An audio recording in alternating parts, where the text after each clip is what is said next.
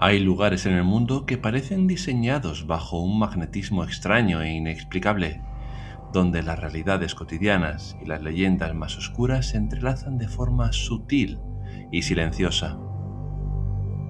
En pleno corazón de Madrid, en el majestuoso e histórico Parque de El Retiro, miles de personas pasean a diario entre estanques, palacios de cristal y arboledas centenarias, sin sospechar que cruzan sus pasos ante un monumento que desafía las convenciones de la fe y de la propia historia. Un rincón envuelto en sombras, donde el arte y lo oculto convergen bajo la mirada de una figura esculpida en bronce que evoca el mayor drama cósmico de la tradición occidental. Una representación tan bella como perturbadora, que ha despertado el recelo de las autoridades y el fervor de círculos esotéricos, convirtiéndose en el epicentro de mitos que señalan hacia el mismísimo abismo. Quienes se acercan a observar los detalles de su estructura no tardan en descubrir que, tras la majestuosidad de sus líneas, se esconde un enigma geográfico y espiritual que sobrepasa la mera genialidad de su creador.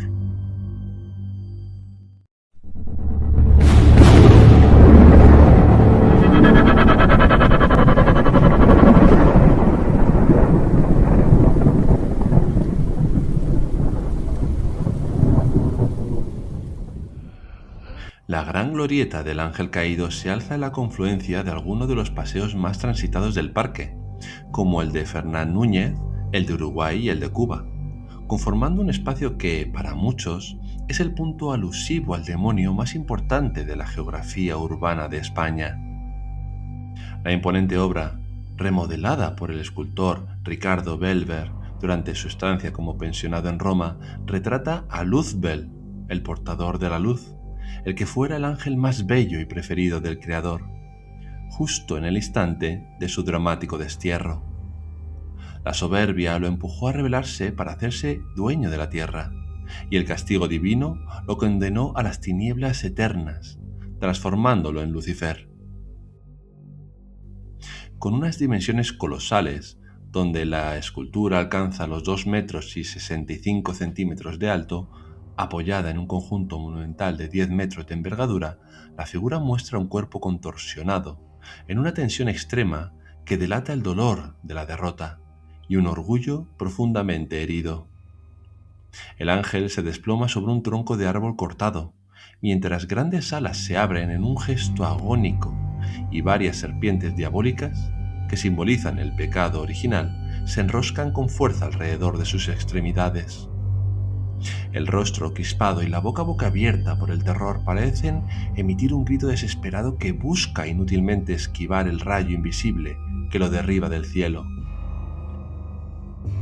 Esta desgarradora intensidad dramática bebe directamente de las grandes influencias de la estatuaria helenística clásica, remitiendo de forma inconfundible al grupo escultórico de Laoconte y sus hijos, combinado con la expresividad diagonal del barroco de Bernini y la fuerza emocional del romanticismo del siglo XIX. A pesar de su evidente carga dramática, es habitual que muchos paseantes y turistas confundan la silueta con figuras inofensivas como Cupido, el dios del amor, sin percatarse de los inquietantes símbolos que lo rodean en el gran pedestal octogonal de granito, diseñado por el arquitecto Francisco Jareño. En la base de esta estructura, insertada en medio de un estanque circular, asoman 8 cabezas de monstruos y demonios esculpidas con garras que sujetan con fuerza lagartos y reptiles, de cuyas fauces mana de continuo el agua. Estas gárgolas ocultaban en sus planos originales un ambicioso y misterioso ingenio hidráulico, puesto que el diseño inicial pretendía que la presión del caudal hiciese que las serpientes emitieran un siseo o silbido artificial que recrease el sonido infernal de los reptiles. Sin embargo, las limitaciones tecnológicas de la época y la baja presión del agua del Retiro hicieron imposible el efecto, obligando a abandonar el proyecto. La presencia de una obra de esta índole en el espacio público madrileño ha desatado durante décadas la hipótesis de que se trata de la única escultura del mundo dedicada explícitamente a Satán, una afirmación que un grupo de historiadores, contratados por la alcaldía de la ciudad en el año 2003 respaldó parcialmente al concluir que es la única de esta naturaleza erguida en una capital a nivel global. A este respecto, la portavoz del Departamento de Planeación Urbana de la Alcaldía madrileña, Belén Sacristán, explicó la posición institucional. Cuando la alcaldía de la ciudad contrató a un grupo de historiadores para publicar un libro en el 2003, los investigadores concluyeron que la estatua de Satanás era la única erguida en una capital del mundo. Sin embargo, los estudiosos del arte recuerdan que existen otras contadas representaciones de temática luciferina en el mundo, como es el monumento al Traforo de Frejus en la plaza de Estatuto de Turín, o las figuras conservadas en ciudades como Quito y La Habana, donde precisamente en el vestíbulo del Capitolio Nacional descansa una reproducción idéntica en bronce, mientras que la propia Real Academia de Bellas Artes de San Fernando, en Madrid, conserva el molde original de yeso en el que se educó el propio Belver. La materialización de este controvertido monumento se remonta a finales del siglo XIX, cuando el duque de Ferdán Núñez encargó el proyecto en el año 1874 para dar alas al talento de un joven Belver, cuyo trabajo en yeso obtuvo de inmediato la medalla de primera clase en la Exposición Nacional de 1878. El éxito cosechado por la pieza fue de tal magnitud que llamó la atención de la Real Academia de Bellas Artes de San Fernando y del propio rey Alfonso XII, quien decidió costear de su propio bolsillo la fundición en bronce para que la obra pudiera viajar con la dignidad requerida a la Exposición Universal de París, que se hacía ese mismo año, donde cosechó encendidos elogios internacionales. A su regreso, el Estado adquirió la escultura por la suma de 4.500 pesetas, integrándola temporalmente en las salas del Museo Nacional que se ubica en el Casón del Buen Retiro. Pero la dirección de la Pinacoteca no tardó en solicitar su traslado al ayuntamiento, argumentando que las monumentales dimensiones y el intenso dramatismo de la obra quedaban forzadas en una sala techada y que luciría con mayor esplendor al aire libre. La corona cedió finalmente la pieza con la condición indispensable de que se la dotara de un pedestal digno de su categoría artística, y el conjunto definitivo se inauguró en 1885, pocos meses después del fallecimiento del monarca, y bajo la regencia de María Cristina de Habsburgo. Que una obra de estas características se consolidara en una época marcadamente conservadora, donde la fe católica impregnaba todos los estamentos de la sociedad española, ha suscitado innumerables preguntas sobre las motivaciones ocultas en las autoridades decimonónicas. La explicación aportada por los especialistas de la crónica madrileña descarta cualquier trasfondo oscuro y apunta a la pura ambición creativa del autor, tal y como defendió el ya fallecido historiador Ángel del Río. ¿Fue el diablo quien lo motivó a esculpirla? No, el artista sencillamente quería ser único. Es algo que se le ocurrió. Esta perspectiva es refrendada por las propias autoridades eclesiásticas que, en ningún momento, manifestaron protestas formales contra la colocación del bronce en las zonas públicas de recreo, dado que la composición no busca en absoluto la exaltación o adoración del maligno, sino que se ciñe a ilustrar de manera fiel y ortodoxa el relato de las Escrituras respecto al castigo del orgullo. Sobre esta postura conciliadora de la institución se pronunció de manera oficial el portavoz del Arzobispado de Madrid, Manuel Bru. La Iglesia nunca protestó por la existencia de la estatua en Madrid, ya que no exalta al demonio, sino que es una representación fiel del relato de la Biblia.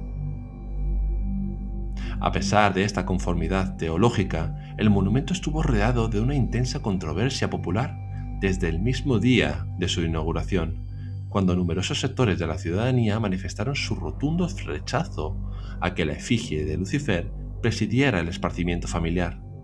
obligando a varios sacerdotes a acudir de forma clandestina al lugar para practicar exorcismos sobre el bronce.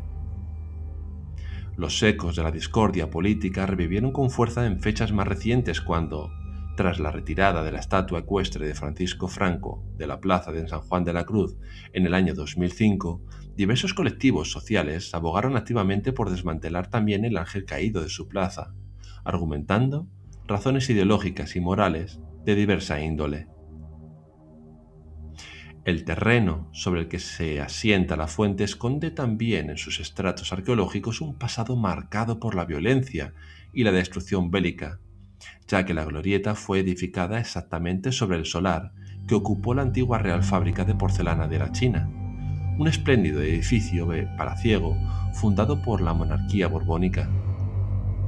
Durante la Guerra de la Independencia en 1812, las tropas imperiales de Napoleón ocuparon las instalaciones fabriles para transformarlas en un fortín defensivo fuertemente armado, lo que provocó que, cuando el ejército anglo-español, capitaneado por Lord Wellington, entró a liberar la capital, tomara la drástica decisión de bombardear el complejo hasta reducirlo por completo, para evitar que volviera a ser empleado como baluarte estratégico. De este modo, el ángel caído reposa de forma literal sobre los restos materiales y las memorias de una de las mayores carnicerías militares de la historia de Madrid. Esta densa atmósfera histórica y el simbolismo de la estatua convirtieron la glorieta durante las décadas de 1830 y 40 en el punto de encuentro predilecto para diversas sectas satánicas de la capital, que aprovechaban la oscuridad del Retiro para celebrar aquelarres y rituales clandestinos a los pies del monumento. La situación llegó a revestir tal gravedad que durante los años posteriores, bajo el régimen franquista, el gobierno estudió seriamente la posibilidad de retirar la escultura del parque para atajar las actividades delictivas de estos grupos ocultistas y facilitar las labores de vigilancia de la policía. Aunque en la actualidad se calcula que existen más de una veintena de sectas activas en la región, sus prácticas se han desplazado fuera del entorno del parque, especialmente desde que el ayuntamiento decretara el cierre nocturno de las puertas del Retiro hace unos años, una medida que redujo drásticamente las concentraciones nocturnas. Sin embargo, el vandalismo de tintes ideológicos y religiosos ha continuado manifestándose a la luz del día, cobrando la forma de vertidos de cera de velas rojas y negras en los márgenes del pilón, o pintadas de carácter esotérico que los servicios de limpieza deben retirar con frecuencia.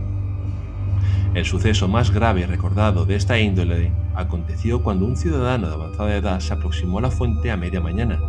y, ante la mirada atónica de decenas de paseantes, comenzó a arrojar con extrema violencia botellas cargadas de pintura contra el bronce, impactando hasta en 7 ocasiones sobre la anatomía del ángel, antes de que los propios testigos lograran retenerlo para entregarlo a la policía municipal. El misterio más persistente y debatido en las plataformas digitales gira en torno a la altitud exacta a la que se encuentra la escultura, situándose, según la creencia popular, en 666 metros sobre el nivel medio del mar, coincidiendo de forma exacta con la cifra apocalíptica de la bestia. Las mediciones técnicas de la ciudad ofrecen datos discordantes que avivan la leyenda, ya que, mientras que algunos mapas topográficos asignan al Retiro una cota general de 670 metros, el Observatorio Astronómico de Madrid, ubicado a escasos metros en el extremo sur del parque, cuenta con una placa oficial que certifica una altitud de 656 metros y 8 décimas respecto al nivel del Mediterráneo en Alicante. Aunque determinar la precisión milimétrica de la base de la estatua resulta una tarea compleja para los investigadores independientes, la coincidencia entra perfectamente dentro de los márgenes geográficos factibles de la meseta madrileña, convirtiendo esta caprichosa casualidad de la agrimensura en el argumento definitivo para quienes contemplan el monumento como un diseño intencionado de las fuerzas de la sombra.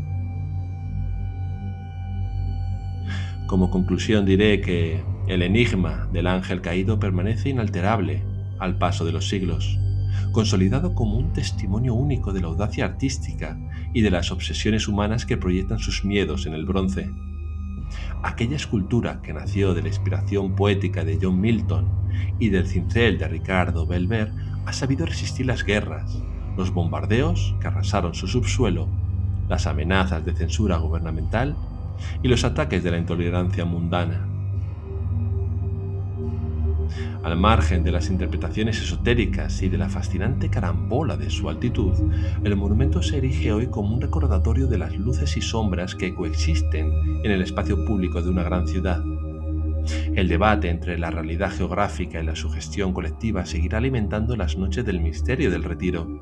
pero el verdadero triunfo de la obra radica en su capacidad para conmover y perturbar al espectador, recordándonos desde su pedestal de granito que la belleza y la tragedia a menudo comparten el mismo e inquietante espacio. Esta es la historia de la estatua del ángel caído que está a día de hoy en el Retiro de Madrid.